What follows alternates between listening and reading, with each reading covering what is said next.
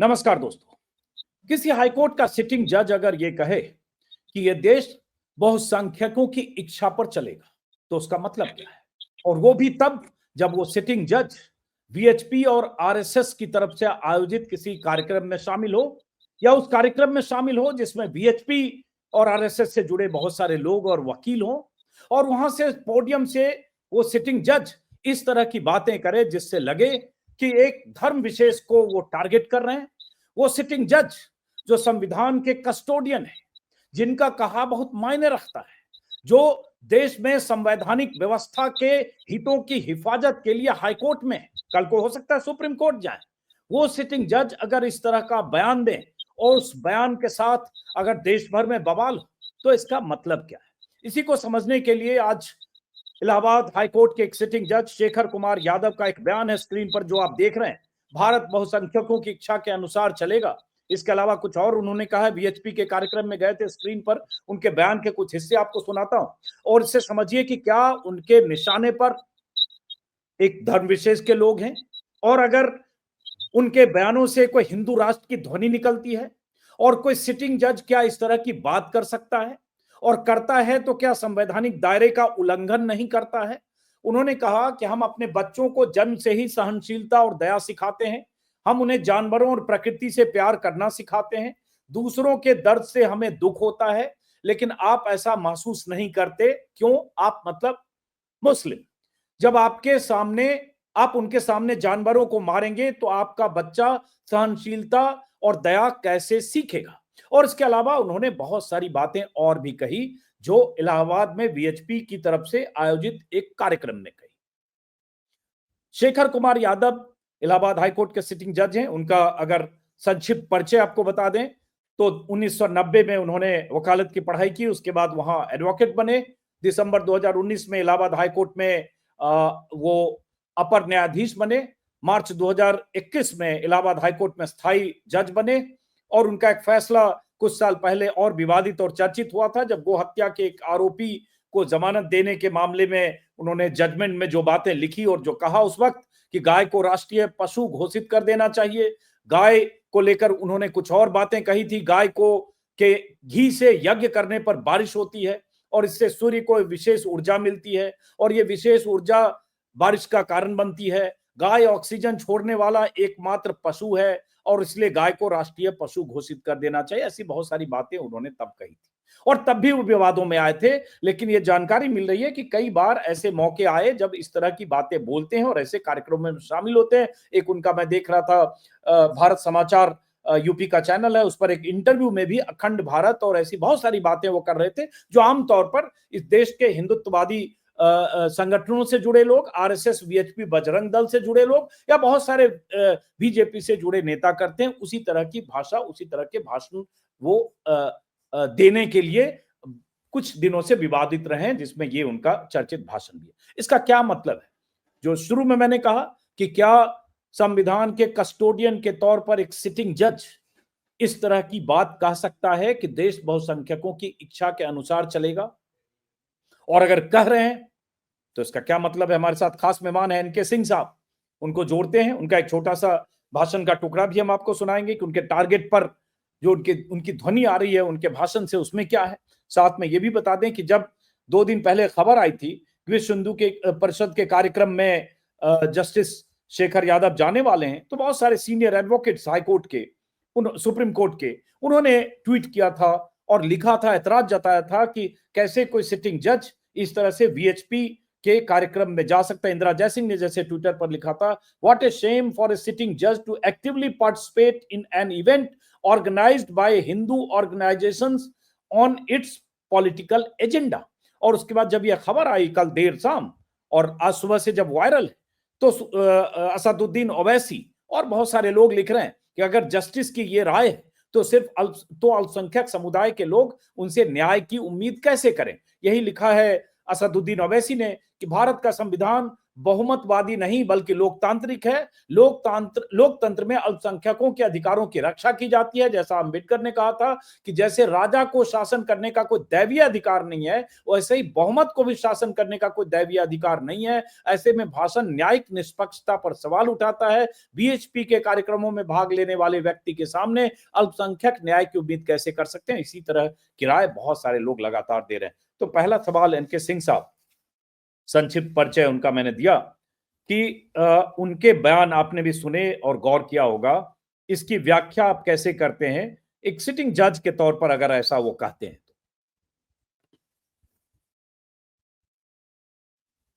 सिंह साहब क्या बात?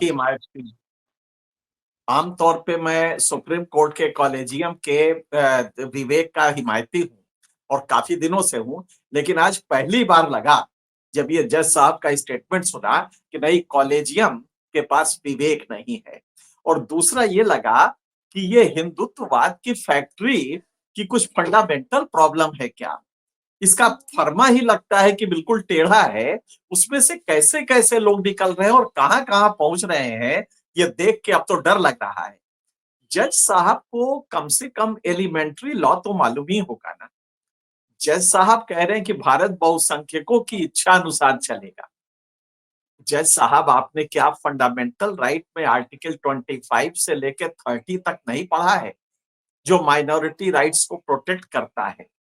भारत के नहीं पूरी दुनिया के प्रजातंत्र के कुछ फंडामेंटल्स हैं प्रजातंत्र के लिए।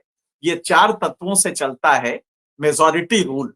लेकिन जैसे ही मेजॉरिटी रूल हम कहते हैं तो संविधान निर्माताओं ने अगर वो पढ़ लिए होते कॉन्स्टिट्यूएंट असेंबली का डिबेट और उसको आत्मसात कर लिए होते फैक्ट्री की सांचे से हट के, तो उनके समझ में आ जाता कि ये क्या है।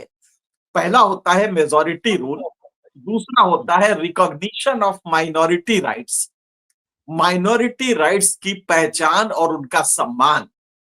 वरना कल हिंदू अगर कह दे कि मुसलमान इस सारे उससे कानपुर के चमनगंज से हट जाए, भेंडी बाजार से बंबई के हट जाए और सारे हिंदू यहाँ रहेंगे, ये हिंदुओं की इच्छा है, तो क्या जज साहब वो दे दिया जाएगा? बहुमत की इच्छा आप जिसे कह रहे हैं उसके कुछ वो होते हैं बेसिक, वो ममानियत है उसमें। पहला है कि वो majority recognition of minority rights, वो शर्त है उसकी। और जज साहब, आपको तो ये मालूम होगा ना कि जब आप ये कह रहे हैं कि हम अस वर्सेस देम, जज साहब आपको चुना गया था जब भारत के संविधान की शपथ दिलवाई गई थी, तो आपको हिंदू के रूप में नहीं दिलवाई गई थी। आपने कितना भोंडा प्रदर्शन किया है अपने भाषण में, और ये सार्वजनिक भाषण है जिसमें आप कह रहे हैं हमारे बच्चे जब वो पैदा होते हैं तो वो उनको नैतिकता की शिक्षा दी जाती है, और उनके यहाँ जानवर काटे जाते हैं तो वो प्रवृत्ति उसकी कैसी होगी? अस वर्सेस दम की बाइनरी में आप ये बोल रहे हैं। आप तनख्वाह ले रहे हैं, उस मुसलमान का भी टैक्स है जिससे आपको तनख्वाह मिलती है, ये हिंदुओं के टैक्स से आपको नहीं मिलती है। तो हमें लगता है कि ये जो ढांचा, ये सांचा जो है हिंदुत्ववादियों का, इसकी प्रॉब्लम है जिससे कि ये लोग इसमें से निकल के आते हैं। और दूसरा ये है कि जज बनाया कैसे गया है, क्या एंटेसिडेंट्स नहीं देखे गए थे? उसके बाद अगर देख लिया गया था तो आप उनको एलिवेट भी कर रहे हैं। पहले आपने एडिशनल जज बनाया, उसके बाद कंफर्म किया, परमानेंट जज बनाया। कॉलेजियम कर क्या रहा था? अगर कोई जज मुतवातिर इस तरह अपने फैसले दे रहा है, आप जरा सोचिए जस्टिस चंद्रचूड़ उस समय क्यों नहीं रोके जब यह फैसला आया कि वैज्ञानिक कहते हैं कि गाय का जो दूध होता है या घी होता है, उसे हवन करने से सूरज की किरणें परिमार्जित होती हैं और बारिश होती है। ये कैसे लोग हैं जो हमारा फैसला कर रहे हैं? कल सही कहा असदुद्दीन ओवैसी ने कि अगर किसी मुसलमान का कोई क्रिमिनल केस चला जाएगा इस जज साहब के पास, तो ये जो सोच है उनकी कि ये तो जरूर बचपने में इसने देखा होगा किसी जानवर की हत्या। जज साहब, जानवर की हत्या नहीं, आपके यहाँ तो बधू जलाई जाती है। हम अस वर्सेस दम जब आप करते हैं, हमारे यहाँ जब इस्तेमाल कर रहे हैं, तो आप ही के यहाँ आज भी बहुएं जलाई जा रही हैं दहेज के लिए। आज भी आपके यहाँ दलित प्रताड़ना हो रही है। घोड़ी पे दलित वाला बैठता है, कोई दलित बैठता है तो कोई गोली चला देता है। ये आप ही के यहाँ है, जिसमें आप कह रहे हैं आप हिंदू है, अस वर्सेस देम। और जज साहब को जरा देखिए, अगला सेंटेंस उन्होंने कहा इसी भाषण में, मीडिया वाले जो मतलब वो कॉन्शियस थे कि हम ये वितंडावाद खड़ा कर रहे हैं, मीडिया वाले जो चाहे लिखे, लेकिन हम तो कानून की बात। जज साहब जरा बता दीजिए, भारत के संविधान में या पूरे कानून में, और छोड़िए इस दुनिया में 3 करोड़ 30 लाख कानून है, एक कानून बता दीजिए जिसमें यह लिखा हो कि मुसलमान इसलिए हिंसक होता है कि बचपने में उसको जानवर काटना सिखाया जाता है। भारत के संविधान में तो we the people of India लिखा है, हम भारत के लोग। और ये नहीं लिखा है कि यहां तक कि हम भारत के लोग, जिसमें मुसलमान भी है, जिनके बच्चे हिंसक होते हैं। जज साहब, ये नहीं लिखा है भारत के संविधान में। तो हमें लगता है कि इस जज को समाज किस तरह से लेगा वो तो बात की बात है, लेकिन सर उससे भी अगर जाएंगे तो ये व्याख्या काटना, भाई देखिए अभी मेरे पास तुरंत डेटा नहीं है, देश में मांसाहार करने वाले करोड़ों हिंदू हैं, करोड़ों। और दिल्ली, पंजाब, हरियाणा, ऐसे बहुत सारे स्टेट हैं जहां बड़ी तादाद में हिंदू, सिख, और वो लोग जो झटका मटन खाते हैं, झटका और हलाल की लड़ाई एक अलग है, वो लोग भी मीट की दुकान खोलते हैं, बकरे और चिकन की। तो आप इसको एक धर्म विशेष को टारगेट करने के लिए जब ये कहते हैं तो आपके दिमाग में क्या है वो सीधे सामने आता है। और बलि प्रथा सदियों से देश में बलि प्रथा रही है। मैं तो बेगूसराय का रहने वाला हूँ, काली मंदिर में हर समय जब भी गुजरता था देखता था वहां बलि चल रही है। अब वो सब बंद हुआ, चलिए स्थितियां बदली, लेकिन इससे कैसे आप, सही आपने कहा कि इस आधार पर उसकी क्रुएल्टी या वो हिंसक होगा, ये कैसे तय कर दे रहे हो अस वर्सेस देम में? अच्छा, कितना बड़ा नाटक है कि हिंदू जब उसके यहां से लेके खरीद के आएगा, खाएगा तो चलेगा, जब वो ऑनलाइन मंगवाएगा चिकन तो चलेगा। तो वो क्या जो चिकन आ रहा है वो बिना मरे आ रहा है, वो गुड बाय करता हुआ आ रहा है, वो क्या नमस्कार कर रहा है आपको? वो जो चिकन आया है वो भी तो हत्या से ही आया है ना। वो हिंदू खाता है तो वो चलेगा। लेकिन अगर वो अपने घर में, अच्छा घर में, हमारे यहाँ हमारे घरों में मटन जब बनता था तो पूरा बकरा काटा जाता था। हम लोग के घरों में हुआ है, हम लोग के घर में शादी ब्याह में होता है, आज भी हो रहा है। आज भी हो रहा तो है, ये किस तरह का भोंडा विचार है, और वो भी किसी जज की जानिब से आना। एक जज जो कि जिससे हम, जो फांसी का अधिकार रखता है। मेरी चिंता ये है, ये जज जो है, ये तो जब सेशंस कोर्ट से किसी को फांसी होगी तो उसका इंडोर्समेंट या अपने फैसलों में फांसी, और इसके बाद एक ही अपील रह जाती है, सुप्रीम कोर्ट। और क्या पता किसी को एक टांग दे सकते हैं, किसी को टांग दे सकते हैं, किसी को रिहा कर सकते हैं, ये सारे अधिकार होते हैं। किसी को जमानत दे सकते हैं और किसी को बार बार फांसी दे सकते हैं। फांसी में आप उसके बाद अपील, अगर उसकी हैसियत नहीं हो तो सुप्रीम कोर्ट जा भी नहीं पाएगा और वो लटक जाएगा। अगर ये जज, इस जज के पास 2 केसेस जाते हैं और वकील कहता है साहब ये हिंदू मर्डरर है, हत्यारा है, इसने बचपने में साहब ये तो इतना सात्विक था कि साहब ये अंडा भी नहीं खाता है, तो जरा जज साहब का भाव कैसा होगा उसमें। अगर आप ये विश्वास कर रहे हैं कि वो हिंसक हो ही नहीं सकता क्योंकि उसने बचपने में तो देखा ही नहीं ये सब, उसको कल्चर दिया गया है।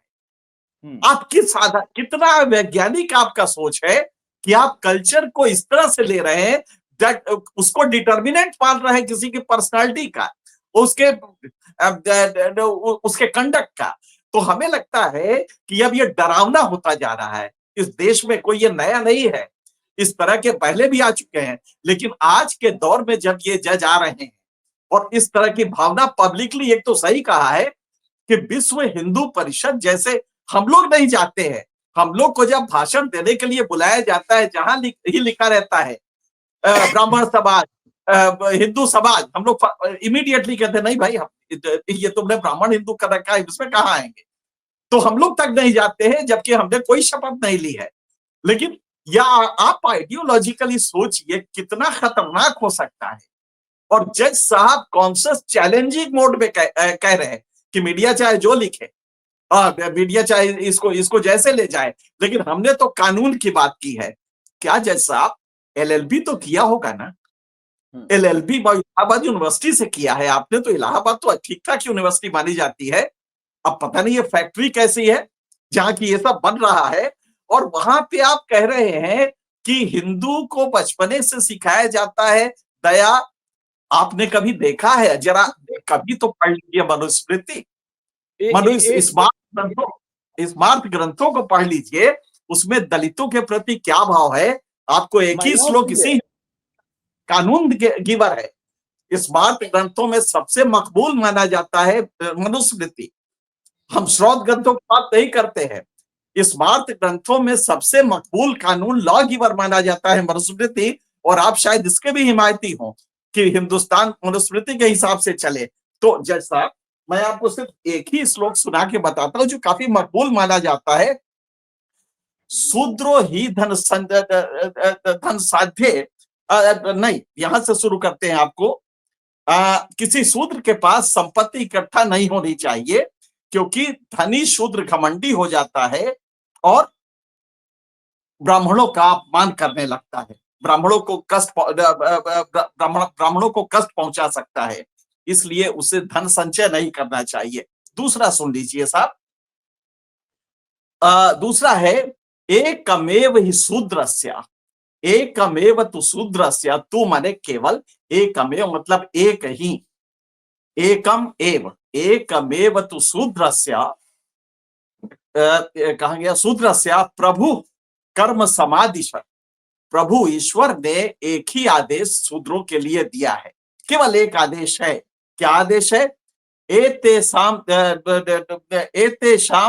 एव वर्णानाम शुश्रूषाम अनुसूयया, पूरी निष्ठा पूर्वक वो बाकी वर्गों की ब्राह्मण क्षत्रिय वैश्य इनकी सेवा करे, सिर्फ यही उनको दिया गया है। क्या जज साहब, ये शुरू किया जाए, शुरू किया जाए, तो फिर ये कहां से शुरू होगा? अनफॉर्चुनेटली भारत का राष्ट्रपति उस समुदाय से आते, इसके पहले वाले थे, अब तो वो ट्राइबल भी हैं। तो आप समझ सकते हैं कि आप क्या कह रहे हैं। और ये यही नहीं है, ये आपको छोड़ दीजिए मनुस्मृति, तुलसी तो मॉडर्न के है ना, रामायण है ना, तुलसीदास ने आपके यहाँ, तुलसीदास को तो मकबूल माना जाता है ना, स्त्रियों के 8 दोष बताए हैं, जानते क्या है? नारी स्वभाव सत्य सब कहाही, अवगुण 8 सदा उर रही, साहस अनृत चपलता माया, अनृत माने झूठ बोलना, ये स्त्रियों के 8 अवगुण बताए गए हैं। साहस अनृत चपलता माया, भय अविवेक अशौच अदाया, निर्दयी होती है, गंदी होती है, अशौच, शौच माने शुचिता से लिया गया है, अशौच, अविवेक, भय, ये बताए गए हैं 8 नारियों के। ये तो अभी 400 साल पहले की बात है जज साहब, यही हिंदू धर्म है आपका, इसी के वकालत करते हैं। और इसके आधार पे आप चाहते हैं कि भारत बहुमत से चलेगा, हिंदुओं का बहुमत पे। उसकी बात जब आप ये कहते हैं कि बहुसंख्यक और बहुमत से चलेगा, तो फिर तो वही बात हो गई ना जो आरएसएस और जो नारा योगी आदित्यनाथ देते 80-20, यही तो कर रहे 80-20।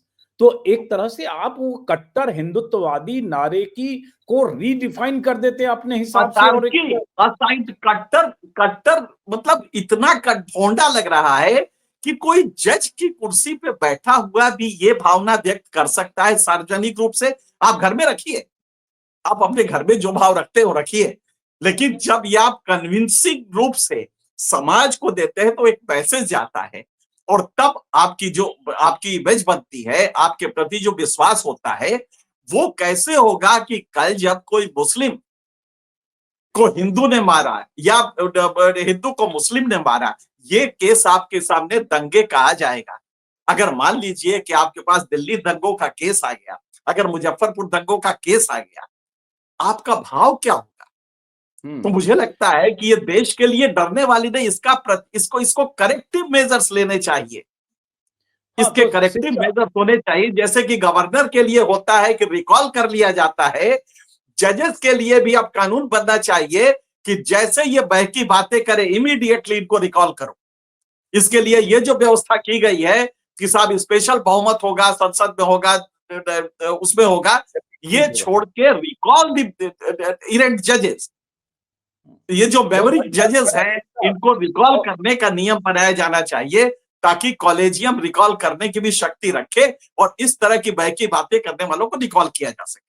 बहुत बड़ी बात करें, एक बाइट है जो सोशल मीडिया पर वायरल हो रहा है, हालांकि मैं उसका ओरिजिनल सोर्स खोज रहा था जिसमें आगे पीछे क्या बोल रहे हो मिले, लेकिन वो मिल नहीं रहा है। बहुत जगह हमारे सहयोगी खोज रहे हैं, बट वो बाइट में जितना हिस्सा वो बोल रहे हैं वो हिस्सा ही आपत्तिजनक है। मैं चाहता हूं उसको प्ले करिए उपेंद्र, जो जो उनकी भाषा है, सुनिएगा जरा गौर से।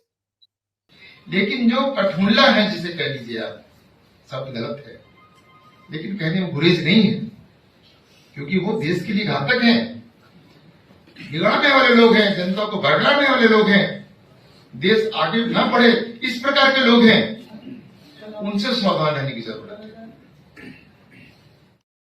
अब जैसे सिंह साहब, कठमुल्ला और कठमुल्ले देश के लिए घातक हैं। अब जैसा कि मैंने कहा, इस वीडियो के आगे पीछे के हिस्से की तलाश कर रहा था, मिला नहीं। ये सोशल मीडिया के वायरल हिस्से हैं, लेकिन फिर भी इस तरह की शब्दावली आप एक जज के तौर पर जब इस्तेमाल करते हैं तो आपका भयंकर पूर्वाग्रह सामने दिखता है कि आप क्या कह रहे हैं, किस समुदाय विशेष को कह रहे हैं। और आप बीएचपी के मंच पर हैं, बीएचपी की राय और बीएचपी के संगठन से जुड़े लोगों की राय मुस्लिम के लिए और हिंदुत्ववादी उसके लिए क्या है वो दुनिया जानती है।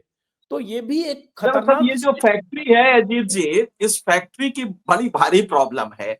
इसमें जो आते हैं इस फैक्ट्री से, सांचे में जब ढल के आते हैं आप, तो आप सोच को कुंद कर दिया जाता है।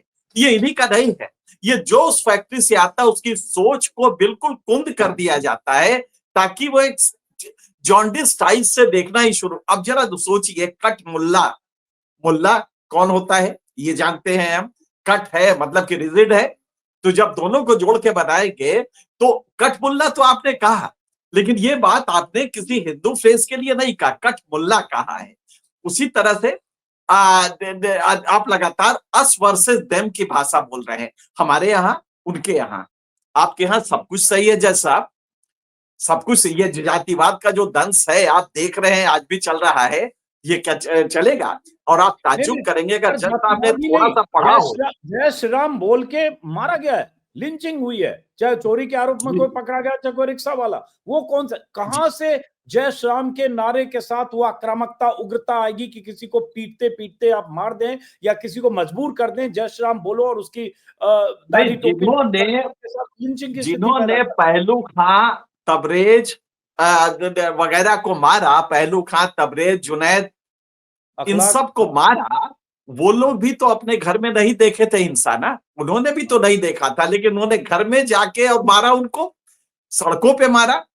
तो ये मारना किसी की जाति वो है, ट्रेट है, यह आपने कैसे समझ लिया? तो मुझे लगता है कि जज साहब को कुछ फंडामेंटल्स पढ़ने होंगे अभी भी जाके, और हिंदू धर्म के पढ़ने होंगे, हिंदू धर्म के बेसिक्स पढ़ने होंगे, जिसमें कि अपनी, आपको याद होगा ये जब भारत का ये जिसकी बात कर रहे हैं जज साहब की बाल विवाह हमने खत्म किया, नहीं साहब आपने नहीं खत्म किया, ये अंग्रेजों का दम था।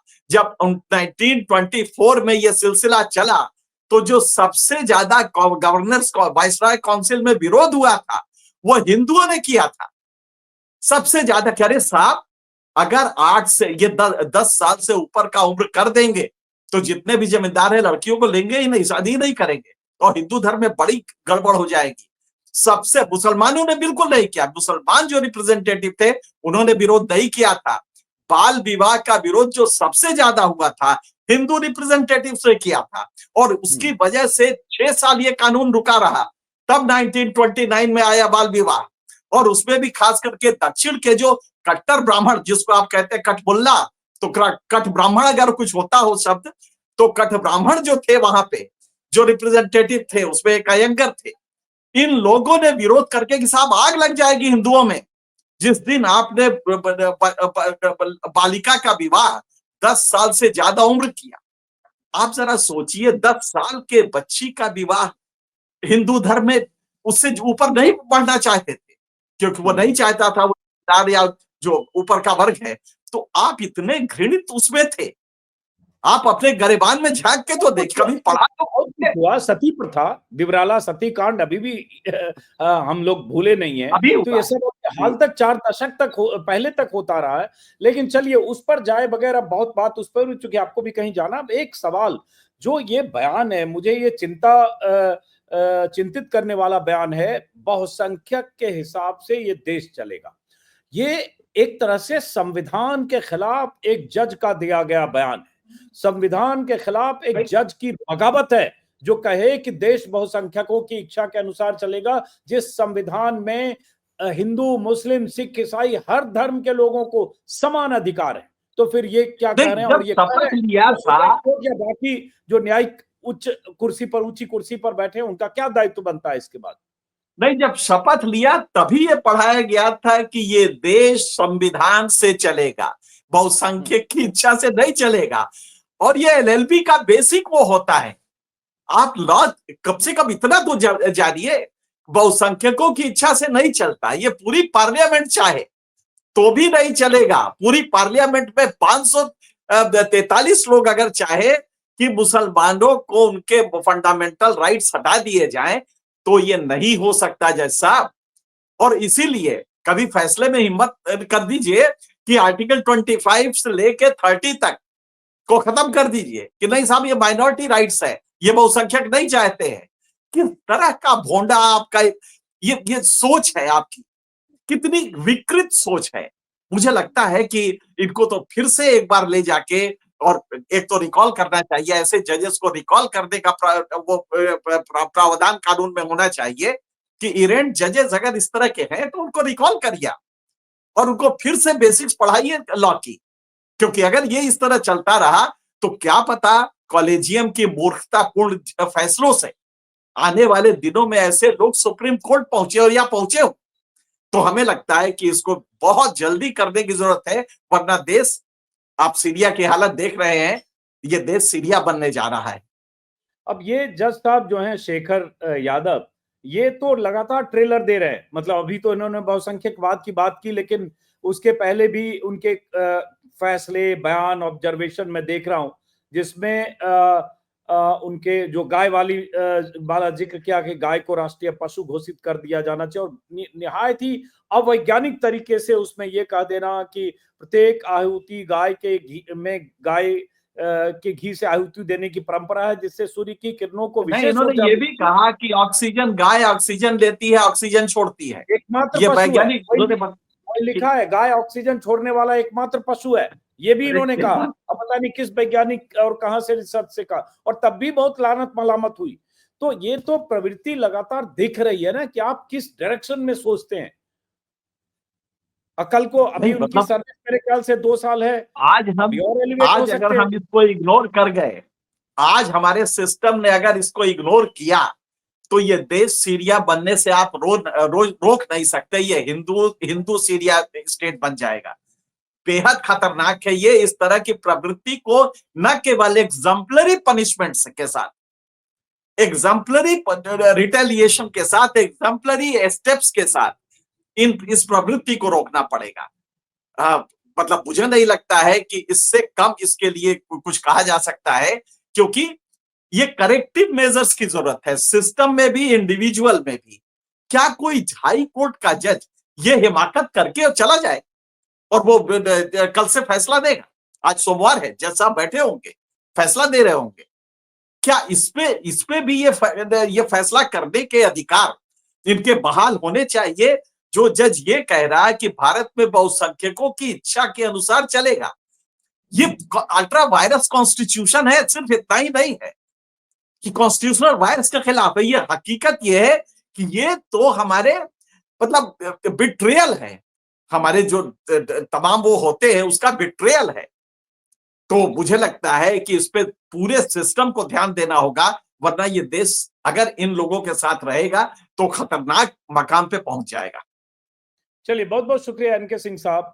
हम सब लोग इस चिंता में शामिल हैं। देखते हैं, इस वीडियो के बाद पता चला कि जज साहब इतने नाराज हुए कि हम लोगों को भी कोई नोटिस आ गया। लेकिन फिर भी बहुत ऐसे मौके और ऐसे सवाल हैं जिस सवाल पर सवाल खड़ा करना, बोलना, प्रतिवाद करना जरूरी है। और ये हम लोगों को उसी संविधान ने अधिकार दिया, अभिव्यक्ति की आजादी और नागरिक का अधिकार, हम उस अधिकार का सम्मान करते हुए अपनी बात रख रहे हैं। फिलहाल इस बातचीत को खत्म। सिंह साहब, अगर जज साहब जैसी आपकी शंका है कि जज साहब ये करेंगे, उनको अधिकार है, तो हम लोग यही कहेंगे कि भाई बचपनों में हमारे यहाँ भी नहीं कटा था, हमारे यहाँ भी कुछ नहीं कटा था, हम लोग भी अच्छे लोग हैं, हम लोग भी नॉनवेज नहीं खाते हैं और आप ही की तरह सात्विक हैं, तो इसलिए अब हमारे ऊपर आरोप नहीं लगने चाहिए। लेकिन मैं तो नॉनवेज खाता हूं और मैं मानता हूं कि किसी भी नॉनवेज खाने से ये तय नहीं हो सकता। भाई आपको पता है वाजपेयी जी नॉनवेज के बहुत शौकीन थे, बहुत हमारे सामने खाए हैं, तो ये हमारे कैसे तय होगा? हमारे साथ खाए। और वो कामाख्या में बलि चढ़ाई जाती रही, प्रसाद लेके कौन जाते रहे?